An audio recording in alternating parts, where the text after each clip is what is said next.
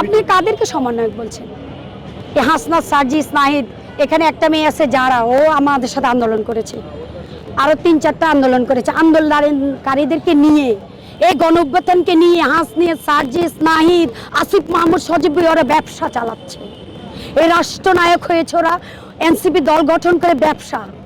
এই দুনিয়াতে অনেক টাকাই তো এসেছে বহির্বিশ্ব থেকে, ডক্টর মোহাম্মদ ইউনূস আনেনি। এখন কেন তৃতীয় মাত্রায় আসে?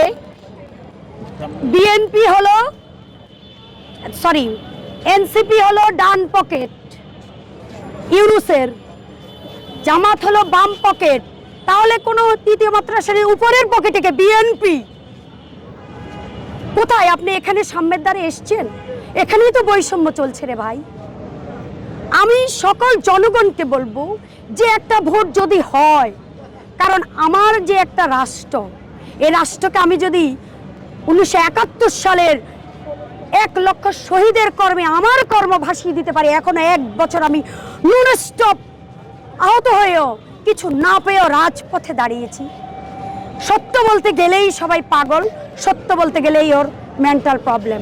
এখানেই বৈষম্য। তোমরা কি আমাকে চিনো? কতটুকু দেখেছো? 2023 সালে আমি শেখ হাসিনার বিরুদ্ধে ভাইরাল হয়েছি, ওর বিরুদ্ধে বলেছি যাত্রাবাড়ি আপনার ওই যে পার্কে আমি হয়েছি, আমি জেল খাটিনি তো তখন। আমি সবাইকে বলবো ডক্টর মোহাম্মদ ইউনূসের কাছে যে তালিকাটা গিয়েছে বৈষম্য তাড়িয়ে, আপনার এই যে কি বলে জুলাই যোদ্ধা তালিকা, এখানে আমরা যদি যারা রাজপথে ছিলাম, আহত নিহত পরিবার, এখনো একটা মা তার লাশ পায় নাই, তাহলে কিভাবে সাম্য আসছে?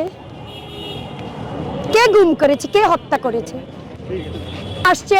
শুনেন, ব্রিটিশ শাসন ছিল, আপনারা হয়তো জানেন না, আমার অনেক ছোট, স্নেহের তুল্য। আমাকে মেরে তুই খাবি, তোকে মেরে আমি খাবো, এই রাজ কখনো যাবে না। এই তন্ত্র মন্ত্র হিসেবে চলতেই আছে। প্রতিটা, শুধু এনসিপি না, প্রতিটা পার্টিতে বৈষম্য হয়েছে, কেউ কিন্তু রুখে দাঁড়ায়নি। যখন এই ছাত্ররা রুখে দাঁড়িয়েছিল তখন তারা ছিল সবার জনগণের। এখন যখন এনসিপি দল গঠন হয়েছে, এখন দ্বিমত থাকবেই, কারণ ওই যে তোকে মেরে আমি খাবো, আমাকে মেরে তুই খাবি, এটা চলছে, চলবেই। এ বাংলার মাটি থেকে আমার শরীর থেকে এখনো মির্জাফের গন্ধ যায়নি, কখনো যাবেও না।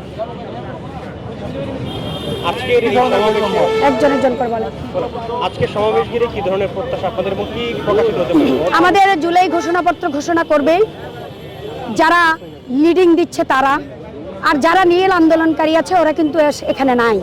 এটা বানানো একটা দল, এটা গঠন করা হয়েছে, এটা কোনো গঠনতন্ত্র নাই। আমি মনে করবো এখানে এনসিপি গঠন সাংগঠনিক কাঠামোই বুঝে না, আমি মনে করি। কারণ আমরা যারা আন্দোলন করেছি তারা কিন্তু এনসিপিতে থাকা উচিত ছিল, অ্যাবসলিউটলি রাইট। এখন এনসিপিতে কারা আছে? যারা পয়সা ঢালছে তারাই আছে। আমি এনসিপি করতে চাই এবং করব, কিন্তু যেখানে বৈষম্য হবে আমি সেখানে রুখে দাঁড়াবো।